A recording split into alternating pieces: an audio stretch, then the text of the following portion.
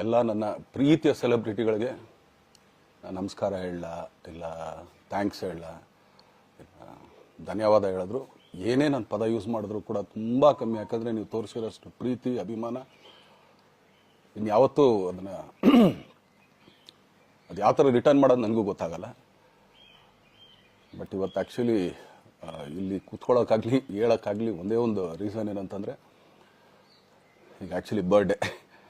ಯಾಕಂದರೆ ನೀವುಗಳು ತುಂಬ ಆಸೆ ಪಟ್ಟಿದ್ರಿ, ನನಗೂ ತುಂಬಾ ಆಸೆ ಇತ್ತು. ಯಾಕಂದರೆ ಪ್ರತಿಯೊಬ್ಬರನ್ನು ಮೀಟ್ ಮಾಡಿ ಥ್ಯಾಂಕ್ಸ್ ಹೇಳೋಣ ಅಂತೇಳಿ. ಯಾಕಂದರೆ ಪ್ರತಿ ಸಲ ನೀವು ಬಂದಾಗಲೂ ಎಲ್ರಿಗೂ ನಿಂತ್ಕೊಂಡೆ ಆ್ಯಕ್ಚುಲಿ ಕೈ ಕೊಟ್ಕೊಂಡು ಎಲ್ರಿಗೂ ಒಂದು ಥ್ಯಾಂಕ್ಸ್ ಇಲ್ಲ ವಿಷಸ್ ತೊಗೊಳ್ತಾ ಇದ್ವಿ. ಬಟ್ ಈ ಸಲ ಒಂದೇ ಒಂದು ಪ್ರಾಬ್ಲಮ್ ಏನಂತಂದರೆ, ಏನೋ ದೊಡ್ಡ ಪ್ರಾಬ್ಲಮ್ ಅಂತ ನಾನು ಹೇಳ್ತಲ್ಲ, ನನ್ನ ಹೆಲ್ತ್ ಇಶ್ಯೂ ಅಷ್ಟೇ, ಇನ್ನೇನೂ ಇಲ್ಲ. ಯಾಕಂದರೆ ನಾನು ತುಂಬ ಹೊತ್ತು ನಿಂತ್ಕೊಳ್ಳೋಕ್ಕಾಗಲ್ಲ. ಯಾಕಂದರೆ ಏನು ಪ್ರಾಬ್ಲಮ್ ಅಂತ ನಿಮ್ಗಳಿಗೂ ತುಂಬ ಚೆನ್ನಾಗಿ ಗೊತ್ತು. ಯಾಕಂದರೆ ನಿಂತ್ಕೊಂಡು ನಾನು ಆ್ಯಕ್ಚುಲಿ ಎಲ್ರಿಗೂ ವಿಶ್ ಮಾಡೋಕ್ಕೆ ನನ್ನ ಕೈಲಿ ಆಗಲ್ಲ ಅಂತ. ಯಾಕಂದರೆ ಯಾವಾಗ ಇಂಜೆಕ್ಷನ್ ತೊಗೊಳ್ತೀನೋ ಒಂದು 15-20 ದಿನ ಅಲ್ಲಿ ಬಿ ಓಕೆ. ಬಟ್ ಆಮೇಲೆ ಮತ್ತೆ ಅದ್ರ ಪವರ್ ಕಮ್ಮಿ ಆಗ್ತಿರಂಗೆ ಪೇನ್ ಸ್ಟಾರ್ಟ್ ಆಗುತ್ತೆ.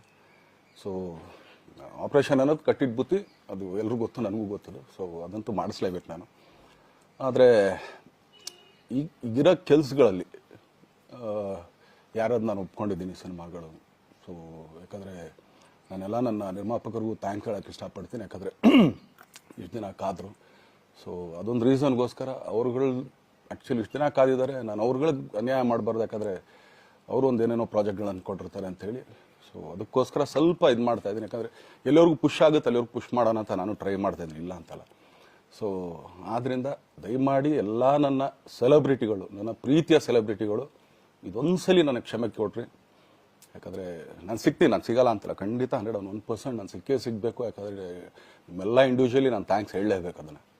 ಆದರೆ ಈಗಲ್ಲ, ಇನ್ನೊಂದು ಸ್ವಲ್ಪ ದಿನ ಆಗಲಿ. ಯಾಕಂದರೆ ನಂದು ಸ್ವಲ್ಪ ಯಾಕಂದರೆ ಈಗಲೇ ಕಾಲೆಲ್ಲ ಸ್ವಲ್ಪ ನಂಬಾಗ್ತಾ ಇದೆ.